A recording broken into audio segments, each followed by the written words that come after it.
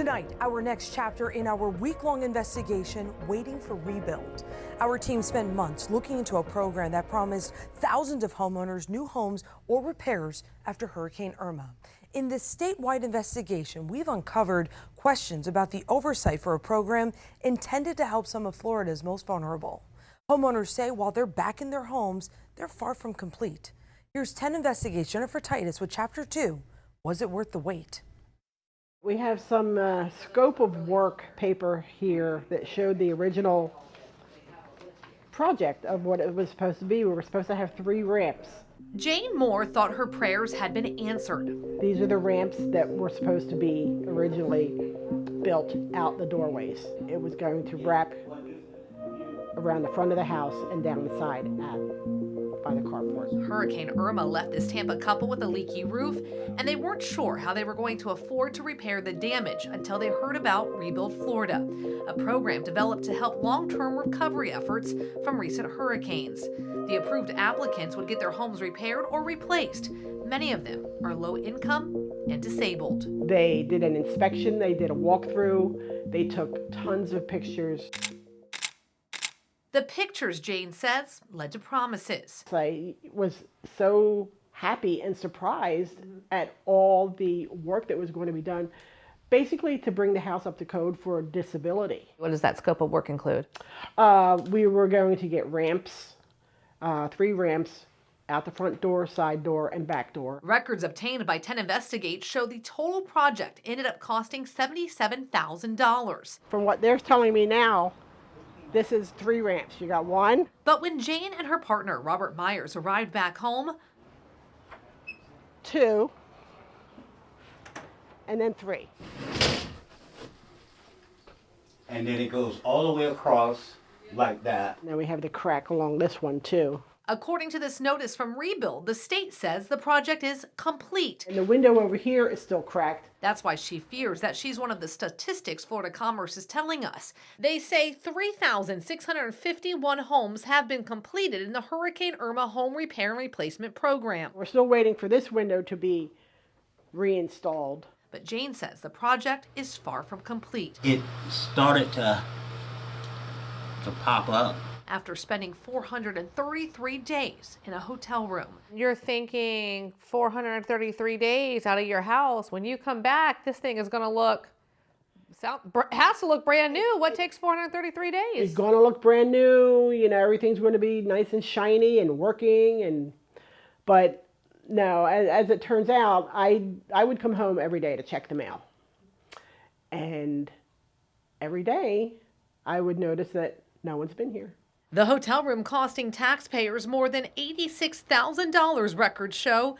That total is more than the final scope of work the contractor charged for this project. It's their story that started our investigation, raising questions about the management and oversight of this $480 million program. What was done at their home to be in a hotel for 453 days? Working with our partners at First Coast News, we found numerous people who shared with us their hotel bills, costing $80,000, $100,000 to sometimes even $200,000 plus. And that's just one of many that we've been hearing from. Will you send me that receipt? Do you have the receipt for the $100,000? Yeah, I dropped it in that OneDrive. That's when we started taking an even closer look at the contracts. Jane Moore's final scope of work was nearly double their original project cost at $41,000. We then found this 2022 audit pointing out that the state overspent. The audit looked at just 7 projects out of the roughly 4,000, saying the state overspent by more than $107,000 and misclassified another $134,000. Sean Moulton is with the nonpartisan watchdog group Project on Government Oversight. I'm shocked that a project of this size, in terms of dollars, in terms of households that are being addressed, has a single public audit of 7 properties. It is simply insufficient when it comes to real robust oversight, which is what's needed here. This is taxpayers' money.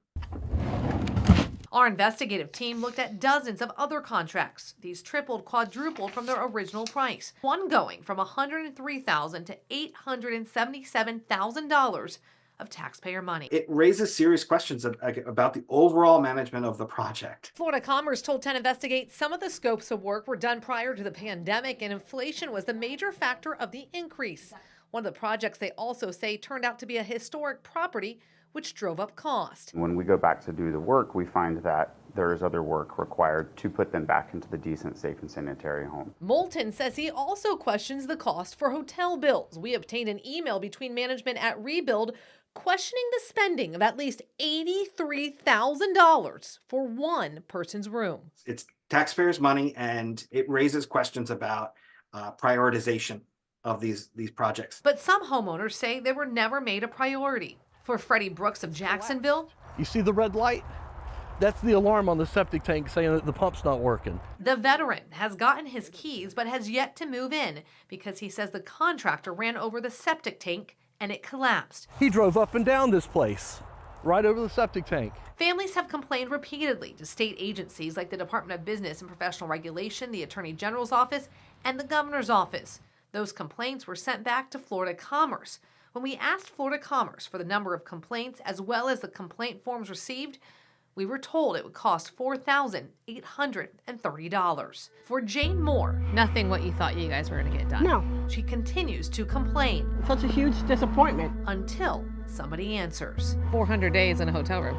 433. What do you think about this program now that No, I think it's I hate to say a horrible program, because the program as initiated was a good program. It's been mishandled and misrepresented. The good news in all of this is that Florida Commerce is listening. We are seeing major change because of this investigation, and they have been out to many of the properties we've shown you looking to fix their ongoing issues. And we inherited a program that I think probably there were more promises made on the front end that could be delivered upon. So I think overall we've learned a lot. And they also drove from Tallahassee to Tampa to speak with us about our findings. We'll have that story for you in part 3 tomorrow night. Jennifer Titus, 10 Investigates.